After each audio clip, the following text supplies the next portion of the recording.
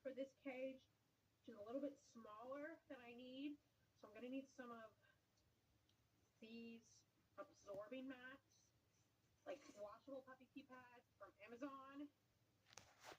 That should help with the rest of the cage, getting it covered. And then we're going to also use some back mats. Between all this like mix of stuff, we should be able to get the whole cage covered. And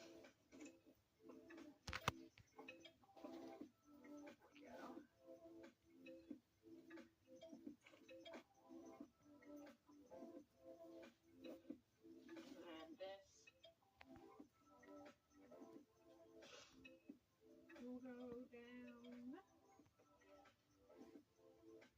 I think it's for like a 2x3, but with the 14-inch grid, so it's like not anywhere near the dimensions I need, since I have a 3x5 with the 12-inch grid. So we just have to make do. I think like this, and then like this. Litter box will go there, and I need a pee pad for both corners just to protect that one. They like to go there as well.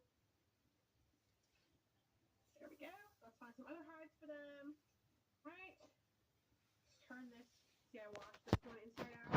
We gotta turn it back right. This is also from Amazon. It's got these little bunnies, carrots on it. So we'll put a pee pad in there as well. And we've got two corner ones. That mat, which is super cute, for these two corners. Put our bed in the middle. Cover this up. Oh, it matches. Wow, I didn't even realize it's the same pattern as my pleaz forest as well. So that's pretty cute. All right, pop those in. Then we go ahead and put the pigs back in here, and then I still have to clean out the litter box and grab that trash bag and stuff, but at least they will already be like all situated. They won't have to be in the carrier for much longer. There we go. Give me a little click. That's all good. This is kind of bulky. Maybe